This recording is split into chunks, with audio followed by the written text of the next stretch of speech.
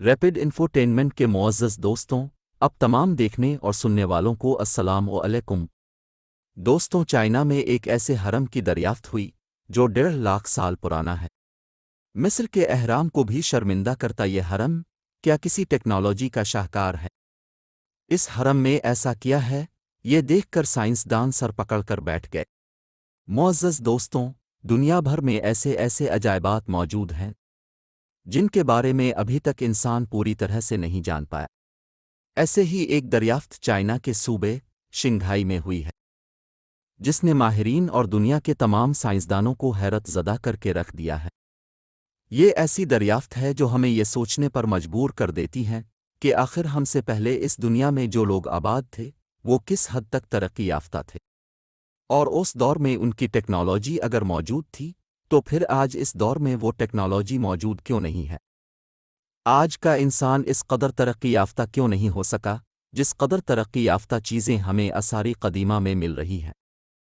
اہرامی مصر کی طرز پر بنے ہوئے اہرام اب تک سائنسدانوں اور ماہرین کو جنوبی امریکہ، یورپ، افریقہ سمیت دنیا کے کئی علاقوں میں مل چکے ہیں۔ البتہ چائنا میں ایسے کسی حرم کی دریافت ایک پہلا موقع ہے۔ یہ حرم جسے چائنا میں دریافت کیا گیا ہے اپنی نوعیت کا سب سے انوکھا حرم ہے۔ اس کے بارے میں یہ بھی نہیں کہا جا سکتا کہ یہ کسی فرعون یا کسی بادشاہ کی آخری آرام گاہ۔ دوستوں، آج کی اس ویڈیو میں ہم آپ کو بتائیں گے کہ چائنا میں موجود یہ حرم آخر کیسے دریافت کیا گیا اور اس کی دریافت میں ایسی کیا خاص بات ہے جس نے دنیا بھر کے ماہرین اور سائنسدانوں کو مارے حیرت کے پریشان کر کے رکھ دیا ہے۔ اس حرم میں ایسی کون سی دریافت ہوئی ہے جس نے ہماری موجودہ ساری کی ساری ترقی کو راکھ کا ڈھیر ثابت کر دیا ہے؟ تو آئیے آج کی اس ویڈیو کا باقاعدہ آغاز کرتے ہیں۔ پیارے دوستوں، چائنا کے ایک بہت ہی دور دراز صوبے شنگھائی میں ایک قدرتی نہر موجود ہے جسے تاؤسو لیک کہا جاتا ہے۔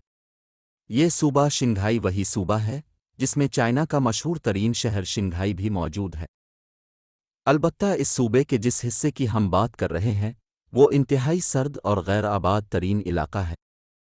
یہاں تک کہ دنیا کی پچھلی ہسٹری میں بھی اس علاقے میں کسی بھی قسم کی انسانی موجودگی کے آثار نہیں ملتے۔ لیک تاؤسو شنگھائی صوبے کے انتہائی جنوبی جانب موجود ہے۔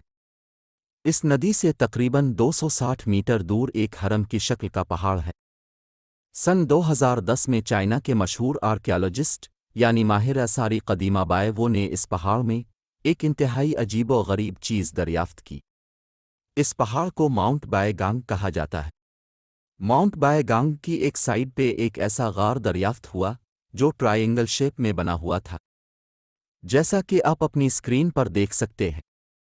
ماہرین آثار قدیمہ کی ٹیم جب اس غار کے اندر داخل ہوئی تو غار کے فرش پر لوہے کے عجیب و غریب شکل کے ٹکڑے پڑے ہوئے تھے۔ اس کے ساتھ ساتھ وہاں پر عجیب و غریب شکلوں کے پتھر بھی موجود تھے جو اپنی سائڈوں پہ کھڑے کیے گئے تھے۔ ان کو رکھنے کا انداز نہایت عجیب و غریب تھا۔ البتہ حیرت کی بات یہ نہیں ہے، اصل میں سائنسدانوں کو حیرت اس بات پہ ہوئی کہ جب انہیں غار کا جائزہ لینے پہ معلوم ہوا کہ یہ غار قدرتی طور پر نہیں بنا بلکہ یہ کسی ذہین مخلوق یا کسی ترقی یافتہ انسان کا بنایا ہوا ہے۔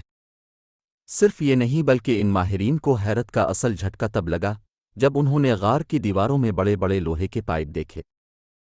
ماؤنٹ بائے گانگ کا ایکس اسکین سے تجزیہ کرنے پر معلوم ہوا کہ یہ لوہے کے پائپ محض اس غار کی دیوار میں ہی موجود نہیں ہیں بلکہ یہ پورے کے پورے پہاڑ یعنی ماؤنٹ بائے گانگ میں پھیلے ہوئے ہیں۔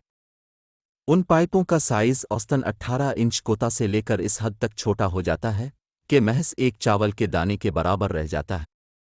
کہیں کہیں پہ تو یہ پائپس اس قدر بڑے ہیں کہ ان میں ایک انسان بھی چل پھر سکتا ہے۔ اس چھوٹے بڑے پائپوں کا یہ عجیب و غریب جال اس پورے حرم نما پہاڑ میں پھیلا ہوا ہے۔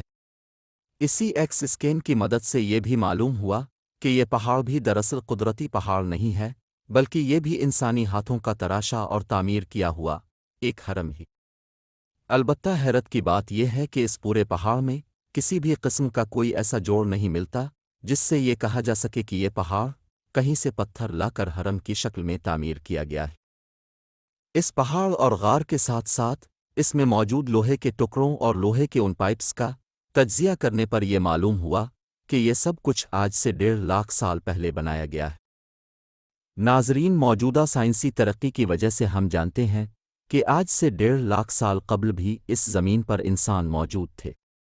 البتہ یہ پہاڑ جس علاقے میں موجود ہے وہاں پہ کسی بھی قسم کی انسانی موجودگی کا سراغ نہیں ملتا، یہاں تک کہ اس ہرم نما پہاڑ میں بھی کسی بھی قسم کی انسانی موجودگی کا سراغ نہیں ملا، سوائے اس کے کہ جو کچھ وہاں پہ تعمیر کیا ہوا نظر آ رہا ہے۔ ماہرین نے فیصلہ کیا کہ ان پائپوں کا جو اس پورے پہاڑ میں پھیلے ہوئے ہیں مزید گہرائی اور باریک بینی سے جائزہ لیا جائے۔ پوری طرح تحقیقات کرنے پر معلوم یہ ہوا کہ پائپ صرف اس پہاڑ میں ہی نہیں ہے بلکہ اس پہاڑ سے نیچے زمین سے ہوتے ہوئے قریبی نہر یعنی ٹاؤسو لیک میں بھی جا رہے ہیں۔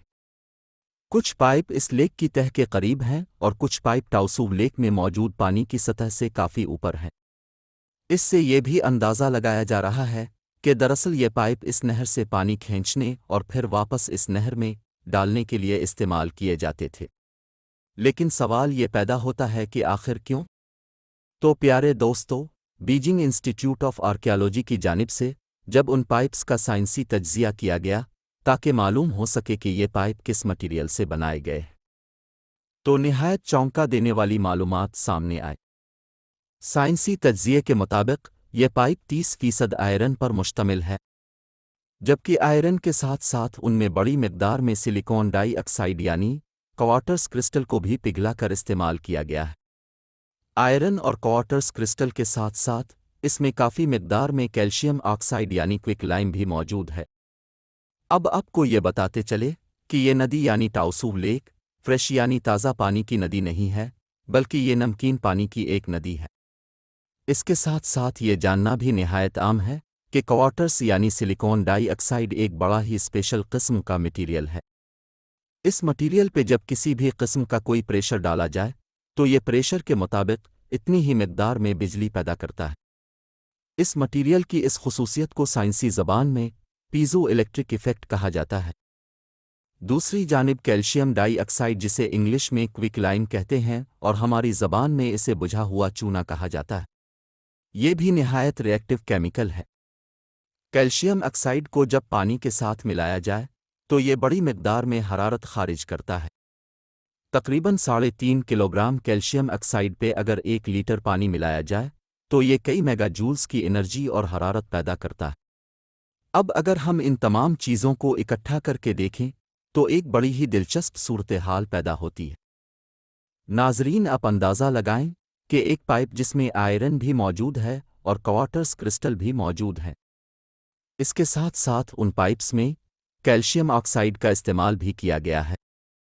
جب ہزاروں لاکھوں گیلن پانی ان پائپس میں سے گزارا جائے گا تو اس پانی کے پریشر سے پائپ میں موجود کوارٹرز بجلی پیدا کرے گا۔ اس بجلی سے پائپس میں سے گزرنے والے پانی میں الیکٹرولیسس یعنی برقیاتی پاشی کا عمل ہوگا، جس سے پانی کے مالیکیولز ٹوٹ کر ہائیڈروجن اور آکسیجن میں تقسیم ہو جائیں گے۔ ساتھ ہی ساتھ کیلشیم آکسائڈ پانی کے ساتھ ری ایکٹ کر کے حرارت پیدا کرے گا۔ یہ حرارت اس پائپ کو مزید پھیلانے کا باعث بنے گی اور اس سے کوارٹرز میں مزید پریشر بنے گا اور مزید بجلی پیدا ہوگی۔ مصر کے اہرام بھی اسی طرح سے بنے ہوئے ہیں اور سائنسدان اندازہ لگا رہے ہیں کہ دراصل وہ اہرام بھی پاور پلانٹس ہی تھے جو کہ بجلی پیدا کرنے کے لیے استعمال ہوتے تھے۔ اس کی ایک وجہ اہرام مصر میں موجود سورنگوں میں کوارٹرز کی موجودگی اور ان سورنگوں کا زیر زمین پانی کے ذخیروں سے جوڑا ہوا ہونا بھی ہے۔ آنے والے وقت میں ہم ان چیزوں کو کس حد تک سمجھ سکیں گے، یہ ایک اہم سوال ہے اور تب تک رہے گا جب تک ہمیں ان عجیب و غریب دریافتوں کی بنیاد، تاریخ اور استعمال کے بارے میں معلوم نہیں ہو جاتی ہے۔ جی تو پیارے دوستو، یہ تھی ہماری آج کی ویڈیو۔ امید کرتا ہوں آپ کو ہماری یہ ویڈیو پسند آئی ہوگی۔ ویڈیو کو لائک کر کے اپنے دوستوں تک ضرور شیئر کیجیے گا۔ انشاءاللہ اب سے ملاقات ہوتی ہے اگلی ویڈیو میں۔ تب تک اپنا اور اپنے پیاروں کا ڈھیر سارا خیال رکھیے گا۔ اللہ حافظ۔